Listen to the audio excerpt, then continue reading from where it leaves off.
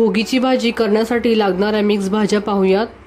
Pan मध्ये मी 2 चमचे तेल तापवून घेतलं आहे। अर्धा लहान चमचा मोहरी, त्यासोबत अर्धा लहान चमचा जिरं घालूया। कढीपत्त्याची पाने घालूया। मोठा कांदा कापून घालायचा आहे।